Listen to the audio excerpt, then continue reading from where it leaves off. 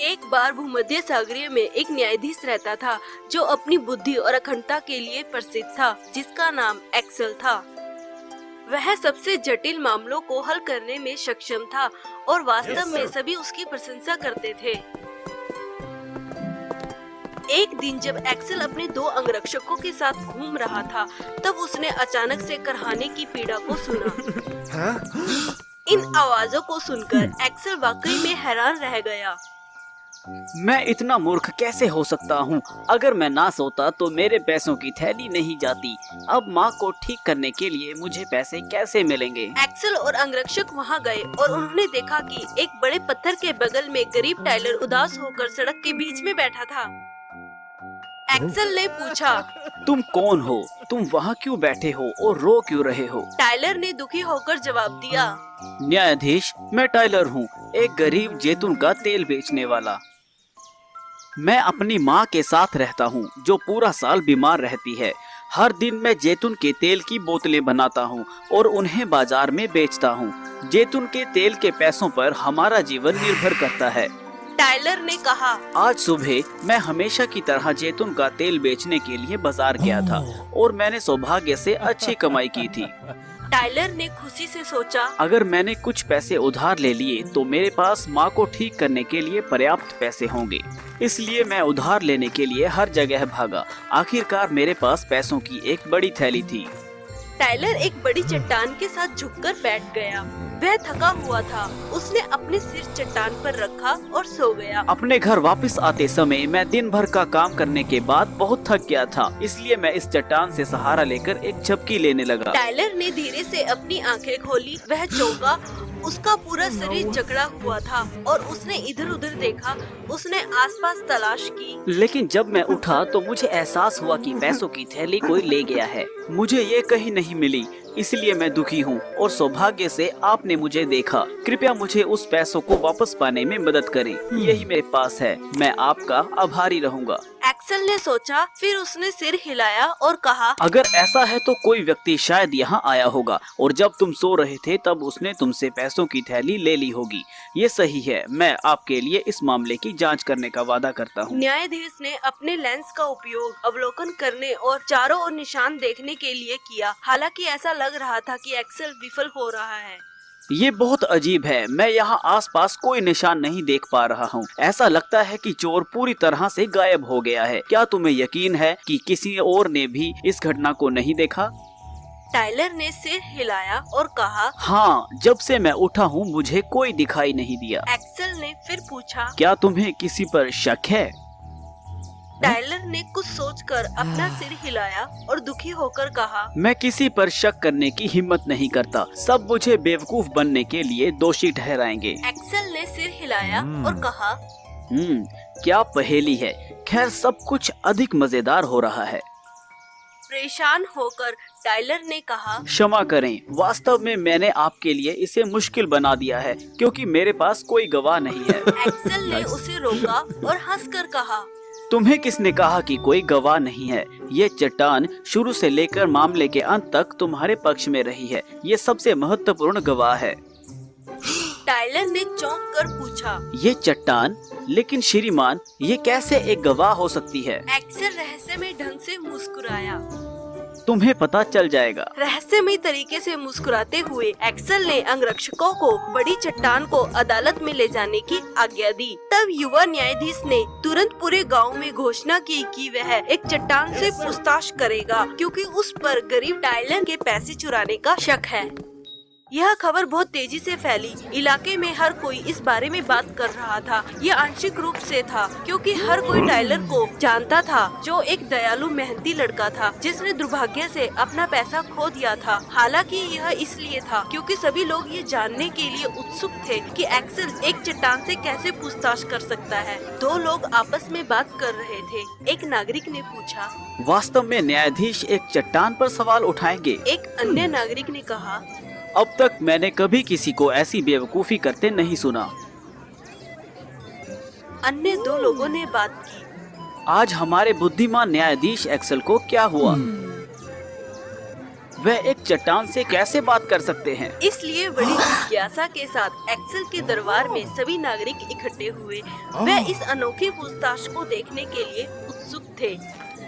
यह खबर टाइलर के पड़ोसी जैकरी तक पहुंची, जो एक लालची और चालाक आदमी था। कोई नहीं जानता था कि वह वही है जिसने टाइलर का बैग चुराया था और आसानी से चला गया था। जैकरी ने अपने हाथ में एक पैसों की थैली रखी और खुद से बात की। उत्तम, मैंने कोई निशान नहीं छोड़ा। साक्षी के बिना उस बेवकूफ टाइलर पर कौन विश्वास करेगा? कोई न्यायाधीश उसकी मदद नहीं करेगा, बुद्धिमान एक्सेल भी नहीं। बस उसे बहुत लापरवाही बरतने के लिए दोषी ठहराएगा। हालांकि जब उसने सुना कि एक्सेल ने मामले की जांच करना स्वीकार कर लिया है और पूछताछ के लिए चट्टान को बुलाया है, तो जैकरी को चिंता होने लगी। जैकरी इधर उधर टहलने लगा। चिंता में हाथ मसलते हुए उसने सोचा, चट्टान से पूछताछ, मैंने इसके बारे में पहले कभी नहीं सुना। कोई चट्टान कुछ कैसे कह सकती है? रुको, क्या पता अगर ये वास्तव में बात कर सकती है तो क्या होगा? जैकरी ने सब याद किया। उसने खुद से बात की। ये सही है। केवल चट्टान ने पूरे मामले को देखा, उस वक्त से जब तक मैं पैसे की थैली चुराकर भाग नहीं आया था। जैकरी ने सोचा, अगर ये वास्तव में मुझे बदनाम करती है तो मुझे क्या करना चाहिए? यह देखने के लिए वहाँ जाना बेहतर है कि वह चट्टान से कैसे पूछताछ करेगा। फिर वह चिंतित होकर चला गया। इसलिए जैकरी भी अदालत में चट्टान की पूछताछ देखने गया। दरवाजे के बाहर सभी लोगों को अंगरक्षकों ने रोक दिया। किसी को भी अंदर जाने की इजाजत नहीं थी। हर कोई अदालत के अंदर की कठोर आवाजों के बारे में बहुत उत्सुक था। वह बहुत उत्साहित थे अदालत के अंदर की आवाजें सुनने के लिए। वह एक साथ थे। एक्सेल चिल्लाया, जिद्दी चट्टान, तुम कबूल करती हो या नहीं? वह तुम ही थी जिसने टाइलर के पैसों की थैली चुराई या किसी और ने चुराई? बेशक चट्टान ने कुछ भी नहीं कहा। चट्टान पर अत्याचार करते हुए और एक्सेल के सब दरवाजे के बाहर सुनाई दे रहे थे। उसने सभी को उत्सुक कर दिया। लोग एक साथ इकट्ठे हुए। उनकी जिज्ञासा बढ़ गई और वह ध्यान से सुन रहे थे। जैकरी भी भीड़ में शामिल है और जिज्ञासा भी बहुत है। छड़ी फिर से टूट गई। ये चट्टान कितनी जिद्दी है। मैंने 3 छड़ें तोड़ दी और इसने अभी तक एक भी शब्द नहीं कहा। कोर्ट के अंदर एक्सेल गुस्से में चट्टान पर चिल्ला रहा था, लेकिन मैं नहीं मानता कि मुझे तुमसे कुछ नहीं मिल सकता जब तक तुम बोल नहीं देती। तुम्हें निश्चित रूप से कबूल करना होगा। चट्टान पत्थर बनी रही। एक्सेल की चीख लोगों ने सुनी। वह हंसी से फट गए और अधिक से अधिक उत्सुक थे। एक नागरिक ने हंसते हुए कहा, हमारा न्यायाधीश आज पागल हो गया है। एक और नागरिक बहुत उत्सुक था। मैं ये देखने के लिए अंदर जाना चाहता हूँ कि वह चट्टान से कैसे पूछताछ कर रहा है। अचानक दरवाजा खुला। एक्सेल शांति से सबके सामने आ गया। दोनों अंगरक्षक जल्दबाजी में झुक गए। उसने जोर से पूछा, आप सभी इतना शोर क्यों कर रहे हैं? अंगरक्षकों ने जवाब दिया, श्रीमान, सभी लोग अंदर आना चाहते हैं और आपको उस चट्टान से पूछताछ करते हुए देखना चाहते हैं। एक्सेल ने उसके सामने भीड़ को देखा। वह बहुत उत्सुक दिखे। एक नागरिक ने कहा, हाँ न्यायाधीश, हम सभी आपको चट्टान पर सवाल उठाते हुए देखना चाहते हैं। फिर एक्सेल ने सोच समझकर सिर हिलाया और कहा, ठीक है, दर्शकों के बिना पूछताछ करना वैसे भी उबाऊ है। मैं सभी को प्रवेश करने की अनुमति देता हूँ, लेकिन एक शर्त पर। एक्सेल ने मेज पर पानी का एक बड़ा बेसिन रखा और कहा, जो कोई भी मुझे देखना चाहता है वह मुझे यहाँ एक सिक्का देगा। ये आप सभी के लिए शुल्क के रूप में माना जा सकता है कि मैं उस चट्टान से पूछताछ करूं। एक सिक्का कुछ भी नहीं था जब आप उस तरह का एक अनोखा मामला देख सकते हैं। सभी ने खुशी खुशी एक सिक्का बेसिन में गिराया और खुशी से दरबार में प्रवेश किया। जल्द ही बेसिन सिक्कों से भर गया। एक्सेल अभी भी बेसिन के पास खड़ा था। उसने बेसिन में पानी के हर छोटे बदलाव को ध्यान से देखा। अंत में यह जैकरी की बारी थी। बाकी सभी की तरह उसने भी एक सिक्का बेसिन में गिरा दिया। तुरंत तेल के बुलबुले उभरे और जैतून का तेल पानी की सतह पर बहुत तेजी से फैलने लगा। यह बिल्कुल वही बात थी जिसका का एक्सेल को इंतजार था और उसने तुरंत आदेश दिया।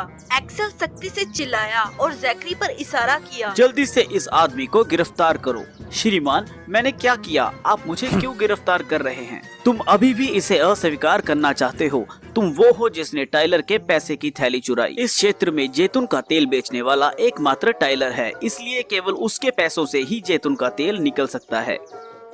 हालांकि पानी के बेसिन में गिरा हुआ सिक्का जैतून के तेल से ढका हुआ था और यह अभी भी फैल रहा है। ये साबित करता है कि तुम अपराधी हो जो टाइलर के पैसे की थैली ले गया था। तुम्हारे पास कहने के लिए कुछ है, लेकिन वह है कबूल करना। ये जैकरी है, मेरा पड़ोसी। तो ये तुम थे?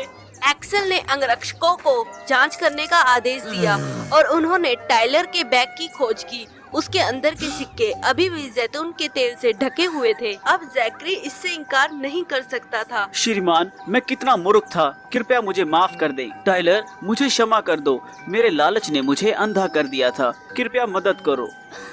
आज हर दिन की तरह मैं पूरे दिन लकड़ी काटने के लिए जंगल में गया था। जब मैं वापस गया तो चट्टान के पास सोए हुए टाइलर के पास से भाग गया।